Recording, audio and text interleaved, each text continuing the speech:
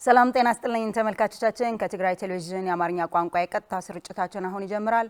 ከዜናዎች ጋር ማዕድ ኃይለ። ቀዳሚ ወዳደረግነው ዜና ስናልፍ በትግራይ በተፈጥሯዊና ሰው ሰራሽ ምክንያት ሊያጋጥም ለሚችል አደጋ የመከላከል አቅምን ለማሳደግና ተጋላጭነትን ለመቀነስ የአውሮፓ ህብረት 1.5 ሚሊዮን ዩሮ ድጋፍ እንደሚያደርግ የትግራይ አደጋ ስጋት ኮሚሽን አመራር ገልጿል።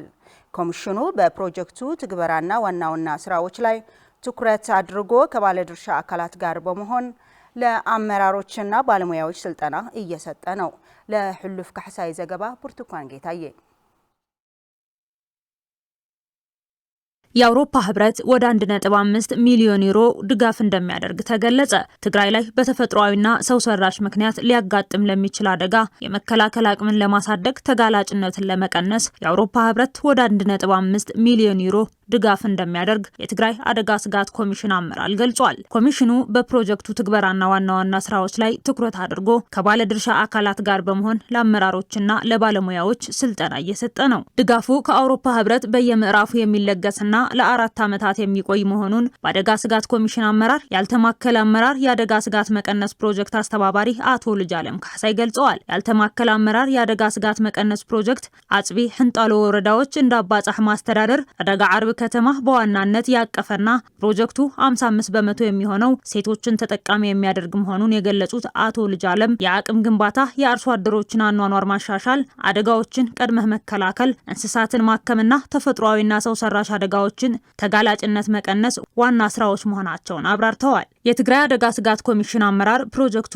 አተገባበርና ዋና ስራዎች ላይ አስመልክቶ ለመንግስት መስሪያ ቤቶች፣ ግብርና፣ ጤና፣ ለትምህርትና ለውሃና ኢነርጂ አመራሮችና ባለሙያዎች ስልጠና እየሰጠ መሆኑንና በየመዋቅሩ ያሉ ኃላፊዎችና ባለሙያዎች ለፕሮጀክቱ ውጤታማነት ትልቅ ድርሻ እንዳላቸው በመገንዘብ ትኩረት ሰጥተው ሊሰሩ እንደሚገባ የትግራይ አደጋ ስጋት ኮሚሽን አመራር ምክትል ኮሚሽነር አቶ ገብረ እግዚአብሔር አረጋዊ አስረድተዋል። የትግራይ የመጠጥ ውሃ አቅርቦት ባለፈው ዓመት ወደ 38 በመቶ አድጓል ሲል የትግራይ የውሃና ኢነርጂ ቢሮ አስታወቀም። የትግራይ የውሃና ኢነርጂ ቢሮ የ2017 ፕሮግራሞችን አፈጻጸም ለመገምገምና ቀጣይ አቅጣጫዎችን ለማስቀመጥ በውቅሮ ከተማ ከባለሙያዎች ጋር እና ከአመራሮች ውይይት እያደረገ ነው። ለተስፋዝጊ አስበይ ዘገባ ታደሰ ልጅአለም። የትግራይ የመጠጥ ውሃ አቅርቦት ባለፈው ዓመት ወደ 38 በመቶ አድጓል ሲል የትግራይ ውሃና ኢነርጂ ቢሮ አስታወቀም። የትግራይ የውሃና ኢነርጂ ቢሮ የ2017 ዓ.ም የፕሮግራሞችን አፈጻጸም ለመገምገምና ቀጣይ አቅጣጫዎችን ለማስቀመጥ በውቅሮ ከተማ ከባለሙያዎችና ከአመራሮች ጋር ውይይት እያደረገ ነው። የትግራይ የውሃና ኢነርጂ ቢሮ የእቅድ የክትትልና የግምገማ ዳይሬክቶሬት ዳይሬክተር የሆኑት አቶ ሐልፎም ኪዳኑ እንደገለጹት በ2017 ዓ.ም የትግራይ የመጠጥ ውሃ አቅርቦት ወደ 38 በመቶ አድጓል ሲል ማክሏል። በ2018 ዓ.ም ወደ 57 በመቶ ለማሳደግ እቅድ እንዳላቸው ከባለ ድርሻ አካላት ጋር በጋራ እየሰሩ እንደሆነም ተናግረዋል። በትግራይ በተካሄደው ጄኖሳይዳዊ ጦርነት ምክንያት የውሃ መሰረተ ልማት ውድመት በጣም ከባድ ደረጃ ላይ መድረሱን ያስታውሱት አቶ ሐልፎም ከባለ ድርሻ አካላት ጋር በመተባበር በሞተራይዝድ ኢንተርፕራይዞች ውስጥ በተከናወነው የጥገናና የመልሶ ግንባታ ስራዎች ምክንያት የወደሙ የውሃ ኢንተርፕራይዞች መጠን ወደ 38 በመቶ ቀንሷል ብለዋል።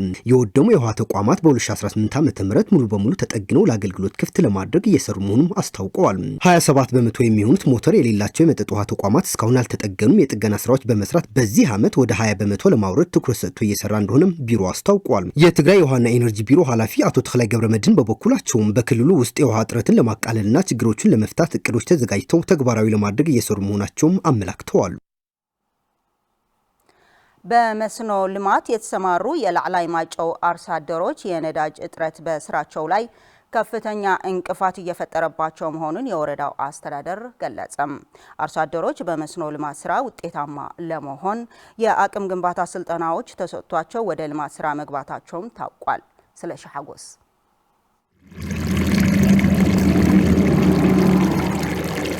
በትግራይ ማዕከላዊ ዞን የላዕላይ ማይጨው ወረዳ የዱራ ቀበሌ አርሶ አደሮች አትክልቶችንና ቋሚ ተክሎችን በመስኖ በማልማት ስራ ላይ በመሰማራት ኑሯቸውን ለማሻሻል እየሰሩ መሆናቸውን ይገልጻሉ።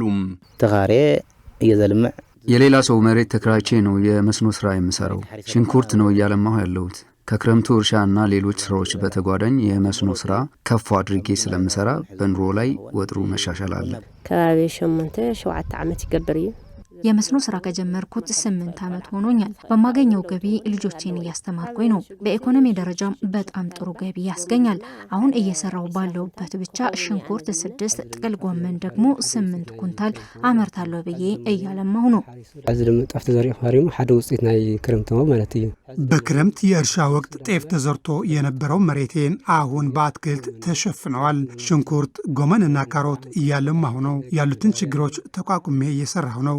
በገቢ ደረጃም ውጤታማ ሆኛለሁ። በዱራ ቀበሌ ከ115 ሄክታር መሬት በላይ በመስኖ ስራ እየለማ መሆኑንና አርሶ አደሮችን በተቀናጀ መልኩ ወደ ልማት ገብተው እየሰሩ መሆናቸውን የቀበሌው የመስኖ ባለሙያ አቶ ብርሃነ ገብረ መስቀል ያብራራሉ። ጣቢያና ዘለና ስፍሐት መሬት 186.5 በቀበሌያችን 186.5 ሄክታር የሚታረስ መሬት አለ። ከዚህ ውስጥ በመስኖ ስራ የተሸፈነው 117.5 የሚሆነው ነው። በዚህም 551 አርሶ አደሮች ተጠቃሚዎች ናቸው። በመሆኑም አርሶ አደሮች የመስኖ ስራ ውጤታማ እንደሚያደርግ በመገንዘብ የመስኖ ልማቱን አጠናክረው ቀጥለውበታል። በላዕላይ ማጨው ወረዳ ከ1350 በላይ የጉድጓድ ውሃ መኖራቸውንና ከ950 በላይ ሄክታር መሬት በመስኖ እየለማ መሆኑን የገለጹት የወረዳው አዝርዕትና ሆርቲካልቸር አስተባባሪ አቶ ወልዳይ አብርሃም ሁሉም በጄኔሬተር በመጠቀም የሚለሙ በመሆናቸው የፌዴራል መንግስት ያለውን የነዳጅ አለመኖር ችግር ተገቢ መፍትሄ እንዲያደርግና የወረዳው አርሶ አደሮች የመስኖ ስራቸውን አስፍተው እንዲቀጥሉበት እንዲያደርግ ጥሪ አቅርበዋል። ጠቅላላ መስኖ ዘልማ ሓረስታይና አካባቢ 5677 አካባቢ በወረዳችን የመስኖ ስራ የሚሰሩት በአጠቃላይ 5677 አርሶ አደሮች የተለያየ የግንዛቤ ማስጨበጫ ስልጠና ተሰጥቷቸው ከ4000 በላይ አርሶ አደሮች ወደ መስኖ ስራ ገብተዋል። ከነዚህ ውስጥ ከ1000 በላይ ሴቶች ይገኙበታል። የመስኖ ስራው እየተካሄደ ያለው 1350 የውሃ ጉድጓዶችን በመጠቀም ነው። ሁሉም ጉድጓዶች ሞተር በመጠቀም ነው የመስኖ ልማት እየተሰራ ያለው። አርሶ አደሩ የመስኖ ስራው አጠናክሮ የተሻለ ምርታማ ለመሆን አቅዶ ወደ ስራ ቢገባም የነዳጅ አቅርቦት ባለመኖሩ ከፍተኛ ችግር እያጋጠመው ነው። ይህ ትልቁ ተግዳሮት ነው። በመሆኑም በተመጣጣኝ ዋጋ ለመሸጥም ሆነ ምርታማነት ለመጨመር ከተፈለገ የፌዴራል መንግስት ሞተር ተጠቅመው የመስኖ ልማት እያለሙ ላሉት አርሶ አደሮች ቅድሚያ በመስጠት የነዳጅ አቅርቦት እንዲያደርግላቸው ጥሪዬን አቀርባለሁ።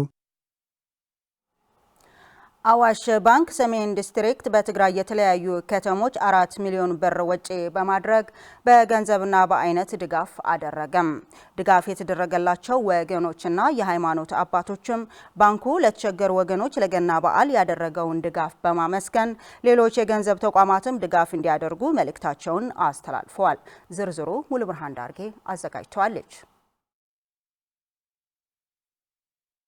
አዋሽ ባንክ ሰሜን ዲስትሪክት በትግራይ ለሚገኙ ለ450 የተቸገሩ ወገኖች ለልደት በዓል መዋያ የሚሆን ከ4 ሚሊዮን ብር በላይ ወጪ በማድረግ በጥሬ ገንዘብ ድጋፍ ማድረጉን በአይነትና በጥሬ ገንዘብ ድጋፍ ማድረጉን የአዋሽ ባንክ ሰሜን ዲስትሪክት ዋና ዳይሬክተር አቶ መሐሪ በርሀ ገልጸዋል። እንግዲህ በዛሬው ዕለት ባንካችን በሀገር ደረጃ የከያዘው ፕሮግራም ውስጥ አንዱ ነው። ይሄው ምንድነው ለአረጋውያን እና ለአቅመ ደካማ ወገኖቻችን ለከፊታችን ለሚከበረው የልደት በዓል መዋያ የሚሆን ስጦታ ነው እያበረከተ ያለው።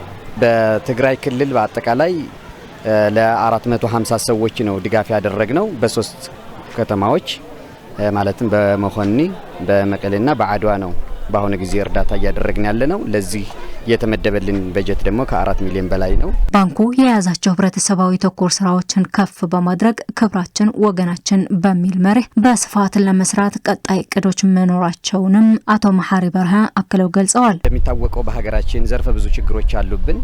ባንካችን አዋሽ ባንክ ደግሞ ከህዝብ የወጣ ድርጅት እንደመሆኑ መጠን ህዝብ ከሌለ የሚሰራው ነገር አይኖርምና ከህዝባችን ጋር ስለምንሰራ ከህብረተሰቡ ጋር እየሰራ ለህብረተሰቡ መሰል ድጋፍ እያደረገ ነው የሚሄደው። እንደውም አይታችሁት ከሆነ በሎጎው ላይ እንደሚታየው ክብራችን ወገናችን ነው የሚለው። ከወገናችን ውጪ ኑሮ የለንምና ከወገናችን ጋር የምንሰራው ስራ ነው። ለወደፊቱ ደግሞ በተመሳሳይ ስራዎች ይህንንም አስፋፍቶ የበለጠ የተረጂውን ጭምር በመጨመር እንዲሁም ደግሞ በጀቱን በመጨመር የተሻለ ስራ እንደሚሰራ ተስፋ እናደርጋለን። በተግባርም እያየነው ነው ያለነው። ከጊዜ ወደ ጊዜ እየተሻሻለ በጀቱም እየጨመረ ነው እየሄደ ያለውና ባንካችን ለዚሁ ዝግጁ መሆኑን ለማረጋገጥ ወዳለሁ። ድጋፍ የተደረገላቸው ወገኖች በበኩላቸው ለተደረገላቸው ድጋፍ በማመስገን አዋሽ ባንክ ችግራቸውን አይቶ ለበዓል መዋያ የሚሆን የገንዘብና የአይነት ድጋፍ እንዳደረገላቸውም ገልጸዋል። ባንኩም ሆነ ሌሎች አካላት መሰል ስራዎችን በቀጣይነት እንዲያከናውኑና ዘላቂ የሆነ ሰላም እንዲሰፍንም መልእክታቸውን አስተላልፈዋል። ፊኖ 25 ኪሎ ፊኖ አለ። የ5 ሊትር ዘይት አለ። 3000 የብር ደግሞ አለ። እኔ በተስካና አቃቢት ነው የነበርኩ ጦረታ ወጥቼ ምንም የለኝም። አሁን የተደረገልን በትልቁ የ2 ወር የ3 ወር የሚሆን ቀለባችን ፊኖአችን የ5 ወር የ6 ወር የሚሆን ዘይታችን እንደፈለገው ችግራችን የምትፈታበት አውደ ዓመት የምናርድበት የምንደሰትበት ገንዘብ 3000 ተሰተናል። እግዚአብሔር ይስጣችሁ ብለን እናመሰግናለን። ሁሉ ጊዜ እንደዚህ ብላችሁ ኑሩልና ምኞቴ እኔ በሀገራችን ያለ የሰላም እጦት